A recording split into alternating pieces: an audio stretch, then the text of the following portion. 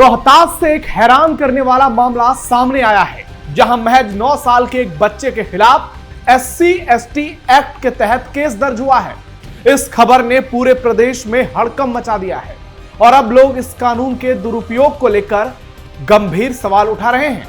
मामला बच्चों के आपसी विवाद और मारपीट से जुड़ा बताया गया, लेकिन इतनी कम उम्र के बच्चों पर इतनी गंभीर धाराओं में केस दर्ज होने से लोगों के होश उड़े हुए हैं, क्योंकि हाल के दिनों में दरभंगा के हरिनगर गांव की घटना ने पूरे प्रदेश को हिलाकर रख दिया था और उसके बाद अब रोहतास, क्या इसके ऊपर अब फिर से बवाल नहीं होगा? नमस्कार, कैपिटल टीवी बिहार देख रहे हैं आप। मैं हूं नवेंदु और आज के इस वीडियो में आपको बताएंगे कैसे दरभंगा के बाद अब रोहतास में भारी बवाल हो रहा है। बिहार में एक बार फिर भारी बवाल। 9 साल के बच्चे पर SC/ST एक्ट, थानाध्यक्ष के बयान से मचा हड़कंप। UGC के बाद माहौल फिर तनावपूर्ण। जानकारी के मुताबिक रोहतास के नौहट्टा थाने क्षेत्र में बच्चों के बीच आपसी कहासुनी और मारपीट की घटना हुई। इस संबंध में 7 दिसंबर 2025 को बच्चे की मां की ओर से थाने में एप्लीकेशन दिया गया, जिसके आधार पर FIR दर्ज की गई। FIR में 4 बच्चों समेत अन्य लोगों को आरोपी बनाया गया। आरोप है कि बच्चों के बीच मारपीट और गाली गलौज हुई। एप्लीकेशन मिलने के बाद पुलिस ने मामले में SC/ST एक्ट समेत अन्य धाराओं में केस दर्ज कर लिया। हालांकि जब मामला किशोर न्याय परिषद के सामने पहुंचा तो कई गंभीर सवाल खड़े हो गए। किशोर न्याय बोर्ड ने 24 घंटे में मांगा जवाब। गुरुवार यानी 19 फरवरी को मामले से जुड़ा एक किशोर न्याय परिषद के सामने पेश हुआ। बोर्ड के मजिस्ट्रेट अमित कुमार पांडे और सदस्य तेजवली सिंह ने जब बच्चे की उम्र देखी तो वो हैरान रह गए। उन्हें इतना आश्चर्य हुआ कि उनको शौक तक लग गया। बोर्ड ने बच्चे की उम्र 9 से 10 साल के बीच आंकी। इतनी कम उम्र के बच्चे के खिलाफ SC/ST एक्ट के तहत मामला दर्ज होने पर परिषद ने FIR की बारीकी से समीक्षा की। FIR की जांच के दौरान यह भी सामने आया कि उसमें कई महत्वपूर्ण कॉलम खाली थे। किसी भी आरोपी बच्चे या वयस्क की उम्र स्पष्ट रूप से दर्ज नहीं की गई थी। इसे गंभीर लापरवाही मानते हुए बोर्ड ने नाराजगी जताई है, सख्त रुख अपनाया हुआ है। किशोर न्याय परिषद ने मामले में बच्चों को उसके अभिभावक के सुपुर्द करने के निर्देश दिए हैं। साथ ही नौहट्टा थानाध्यक्ष को 24 घंटे के भीतर स्पष्टीकरण देने को कहा है।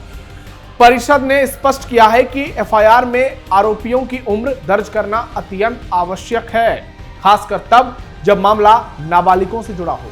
बोर्ड ने यह भी संकेत दिया कि यदि थानाध्यक्ष का जवाब संतोषजनक नहीं पाया गया तो मामले की जानकारी सीनियर ऑफिसरों को दी जाएगी। न्याय परिषद में मौजूद लोगों ने भी बच्चे की उम्र को देखते हुए SC/ST एक्ट को लेकर उसके दुरुपयोग की बड़ी बातें कही और ये आशंका जताई कि आने वाले समय में इसके परिणाम बेहद घातक होंगे।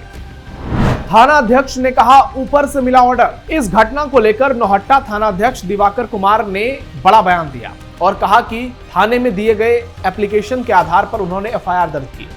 उनके मुताबिक एप्लीकेशन में अभिभावक और बच्चों के नाम शामिल थे और मारपीट और गाली गलौज के गंभीर आरोप लगाए गए थे। थानाध्यक्ष ने कहा, थाने में प्राप्त एप्लीकेशन पर FIR दर्ज करना हमारी पहली प्राथमिकता है। सीनियर अधिकारियों का स्पष्ट निर्देश है, यानी ऊपर से, कि पीड़ित द्वारा एप्लीकेशन दिए जाने पर त्वरित कार्रवाई की जाए और FIR दर्ज की जाए, भले वो सही हो गलत हो जो भी हो। अनुसंधान के क्रम में यदि कोई तथ्य सामने आता है तो वरीय अधिकारियों के निर्देशानुसार उचित कार्रवाई की जाएगी। और ये जो मैंने कहा, ये हमारा बयान है कि ऊपर से अगर कुछ भी ऑर्डर मिलता है तो अधिकारी को केस दर्ज करना होगा। इस पूरे घटनाक्रम ने एक बार फिर यह बहस छेड़ दी है कि गंभीर कानूनों का उपयोग करते समय उम्र और परिस्थितियों का विशेष ध्यान रखा जाना चाहिए। एक्सपर्ट्स का मानना है कि नाबालिगों से जुड़े मामले में किशोर न्याय अधिनियम के प्रावधानों को प्राथमिकता दी जानी चाहिए। फिलहाल मामले की जांच जारी है और सभी की निगाहें थानाध्यक्ष के जवाब पर टिकी हुई हैं और 24 घंटे के भीतर वो जवाब में क्या देते हैं और इसके बाद क्या कार्रवाई देखने को मिलती है। बड़े पैमाने पर हो रहा SC/ST एक्ट का दुरुपयोग। बच्चों के आपसी विवाद और मारपीट जैसे मामूली मामले में इतनी कठोर धाराएं लगाने से यह सवाल उठ रहा है कि क्या हर शिकायत पर बिना शुरुआती जांच के गंभीर कानून लगा देना उचित है। किशोर न्याय परिषद द्वारा उम्र और FIR में जो गलतियां हैं उस पर आपत्ति जताना इस बात का संकेत है कि प्रक्रिया में सावधानी की कमी है। हाल के सालों में कई मामलों में ये आरोप लगे हैं कि निजी रंजिश, आपसी विवाद, जमीन विवाद या सामाजिक दबाव के चलते SC/ST एक्ट का इस्तेमाल जबरदस्त तरीके से किया जा रहा है, सिर्फ दबाव बनाने के लिए और बदला लेने के लिए। हालांकि यह कानून दलितों और आदिवासी समुदाय की सुरक्षा के लिए बेहद महत्वपूर्ण है, लेकिन बिना ठोस जांच के इसकी धाराएं लगाने से निर्दोष लोगों, खासकर नाबालिगों और कानूनी सामाजिक परस्त लोगों के लिए दिक्कत हो रही है। उनको बड़ी परेशानियों का सामना करना पड़ रहा है। एक्सपर्ट्स का मानना है कि ऐसे मामले में उम्र, परिस्थिति और सबूत, उसकी गंभीरता से जांच जरूरी है, ताकि कानून का उद्देश्य भी सुरक्षित रहे और इसका दुरुपयोग भी ना हो। एनसीआरबी की रिपोर्ट में कई सालों में यह देखा गया है कि SC/ST एक्ट के द्वारा दर्ज मामले में जो दोष सिद्धि दर है, यानी कन्विक्शन रेट, अपेक्षाकृत कम रही है और बड़ी संख्या में मामले लंबित हैं, क्योंकि उसमें सबूत ही गलत पाए जाते हैं। कम दोष सिद्धि दर को कुछ लोग दुरुपयोग का संकेत मानते हैं, लेकिन विशेषज्ञ बताते हैं कि इसका कारण कमजोर जांच, गवाहों का मुकरना या आपसी समझौता भी हो सकता है। कई जगहों पर थानाध्यक्ष पर आरोप लगते हैं कि वो जानबूझकर ऐसे मामले दर्ज करते हैं। 2018 में सुप्रीम कोर्ट ऑफ इंडिया ने सुभाष काशीनाथ महाजन मामले में कहा था कि कानून के संभावित दुरुपयोग को रोकने के लिए कुछ उपाय करना बेहद जरूरी है। हालांकि बाद में संसद ने संशोधन कर उन दिशा निर्देशों को सीमित कर दिया था। कुछ राज्यों की पुलिस जांच में फाइल्स रिपोर्ट क्लोजर वाले मामलों का प्रतिशत बहुत उल्लेखनीय पाया गया, लेकिन इसे सीधे झूठा मामला कहना सही नहीं है, क्योंकि कई मामलों में साक्ष्य की कमी की वजह होती है। यह भी तथ्य है कि SC/ST समुदाय के खिलाफ अत्याचार के कई मामले सामने आते हैं और इसे लेकर जरूर इस पर बड़ा एक्शन होना चाहिए। जो आरोपी हैं उनको सजा मिलनी चाहिए, लेकिन जो लोग निर्दोष हैं, कई घटनाओं में जिनका कोई लेना देना नहीं है, जब उनके ऊपर ऐसी धाराएं लगती है तो निश्चित तौर पर अपने आप में सवाल पैदा करते हैं। दुरुपयोग के आरोप मौजूद हैं, कुछ न्यायिक टिप्पणियां भी मौजूद हैं, लेकिन व्यापक स्तर पर निष्कर्ष निकालने के बाद हर मामले की स्वतंत्र और निष्पक्ष जांच बेहद जरूरी है। अभी दरभंगा के हरिनगर की घटना ने पूरे देश को हिला दिया, जहां 200 से ज्यादा लोगों पर, ब्राह्मणों पर SC/ST एक्ट लगा दिया गया। ऐसे कई लोग हैं, ऐसी कई घटनाएं हैं जो कि आपको हिला कर रख देंगे। हरिनगर में 200 में से कई ऐसे लोग हैं जिनका इस घटना से कोई लेना देना नहीं है। हमने इस घटना को लेकर बहुत बारीकी से रिपोर्टिंग की, हमने आपको एक एक चीजें समझाई थी। हरिनगर में मामला क्या था, कहां से कैसे हुआ, और अब स्थिति ऐसी आ गई कि दोनों पक्ष समझौते के लिए तैयार हो गए हैं। तो आप इससे समझिए कि कैसे खुलेआम उसके एक्ट के दुरुपयोग करने की कोशिश की गई और इसके तहत एक खास जाति को फंसाने की बड़ी षड्यंत्र रची गई, और इसमें कई ऐसे लोग शामिल रहे जिन्होंने भ्रम फैलाया, और जब कुछ लोगों ने सच्चाई दिखाने की कोशिश की तो कुछ लोगों ने उनको टारगेट करने की बड़ी साजिश की, और हमने भी उस मामले में सच दिखाया। कई लोगों ने सवाल उठाए, लेकिन हमने पूरे तथ्य के साथ सारे प्रमाण सौंपे। दरभंगा के हरिनगर में जो कुछ हुआ उससे पूरे प्रदेश का माहौल गर्मा गया, और अब रोहतास का यह मामला निश्चित तौर पर आगे चलकर बड़ा रूप लेगा। एक और SC/ST एक्ट को लेकर माहौल गरमाया है, तो दूसरी ओर बिहार विधानसभा में UGC पर भारी हंगामा हो रहा है। CPI-ML विधायक संदीप सौरभ ने विधानसभा में UGC एक्ट को लेकर एक विवादित बयान दे दिया। संदीप सौरभ ने कहा कि इसके आलोक में जनवरी 2026 में UGC द्वारा इक्विटी गाइडलाइंस की घोषणा की गई, लेकिन ये गाइडलाइन को मजबूती से लागू करने की बजाय ब्राह्मणवादी मानसिकता से प्रायोजित आंदोलन के बाद सुप्रीम कोर्ट ने इसे स्थगित कर दिया।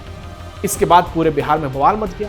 विधानसभा में बीजेपी विधायक मिथिलेश तिवारी आग बबूला हो गए, डिप्टी सीएम विजय कुमार सिन्हा आग बबूला हो गए। स्पीकर प्रेम कुमार ने कहा कि फौरन इस शब्द को हटाइए, ब्राह्मणवादी। मिथिलेश तिवारी और विजय सिन्हा के रुख से माहौल गर्मा गया। आपको दोनों नेताओं के बयान सुनाते हैं, किस तरीके से उन्होंने पलटवार किए। ये जितने बैठे हैं ना, ये विपक्ष में, ये कोई ब्राह्मणवाद समझता नहीं है, लेकिन इन लोगों को इतनी तकलीफ है ब्राह्मणों से। और सुनिए पहले सुनिए, मैं बताता हूं आपको, सुनिए। अध्यक्ष महोदय, जिस ब्राह्मण का बोल दिया अध्यक्ष महोदय, आपने बातों को रख दिया। अध्यक्ष महोदय, आपने अपनी बातों को रख दिया। जिस ब्राह्मण का पखारने तीनों लोकों के स्वामी भगवान कृष्ण एक गरीब ब्राह्मण का पांव अपने आंसुओं से धोते हैं, जिस ब्राह्मण के बिना न शादी होती है न श्राद्ध होता है, जिस ब्राह्मण ने सुनिए, जिस ब्राह्मण ने आपकी बातों सुना, अध्यक्ष आपकी बातों सुना, अध्यक्ष आलोक जी आपकी बातों सुना, हमने दिया, हमने मौका दिया है, जिस ब्राह्मण ने मैंने मौका दिया हूँ, जिस ब्राह्मण ने भिक्षा मांगकर काशी हिंदू विश्वविद्यालय बना दिया, जहां पर आज करोड़ों छात्र पढ़ते हैं, अध्यक्ष महोदय, और ये ब्राह्मण को खराब लगता है अध्यक्ष महोदय। संवैधानिक शपथ लेने वाले मानसिकता साफ झलकता है महोदय। हर समाज का मैं सम्मान करता हूं और इस तरह की मानसिकता समाज के अंदर जाकर बोलने वाले लोग हैं महोदय। आज मेरा देश कमजोर करने में आप बैठिए समाज के प्रति जो जहर सब लोग बैठ जाइए। वो राष्ट्र के हितैषी सरकार के द्वारा बातों को रखिए, सुनिए ध्यान से। ये कोई समस्या है, हर समाज के लिए है। मैं भी टेक्निकल कॉलेज में पढ़ने गया था महोदय। उस समय सत्ता किसकी थी? मैं तो भूमिहार ब्राह्मण समाज से आता हूं महोदय। यही मुजफ्फरपुर में रैगिंग कराया गया, हॉस्टल से बाहर निकलने के लिए विवश किया गया महोदय। मैं भी तो भूमिहार ब्राह्मण समाज से हूं। ये मानसिकता पर प्रश्न उठनी चाहिए, लेकिन जातिगत भेदभाव से ये बाबा भीमराव अंबेडकर के जाति विहीन समाज के सपना को तार तार करने की मानसिकता रखने वाले लोग राष्ट्र के हितैषी नहीं है महोदय। ये राष्ट्र को कमजोर करना चाहते हैं, ये समाज के साथ गद्दारी करते हैं। अब देखना यह होगा कि यह मामला कब थमता है या फिर सियासत और ज्यादा तेज होती है। लेकिन इतना तो तय है, मामला शांत होने की बजाय और धधक गया है और इसमें नेता एक दूसरे के आमने सामने खड़े हो गए हैं। आपकी क्या राय है? कमेंट बॉक्स में जरूर बताइए। हमारे इस वीडियो को लाइक कीजिए, शेयर कीजिए और चैनल को सब्सक्राइब जरूर कीजिए। फिलहाल के लिए इतना ही, धन्यवाद।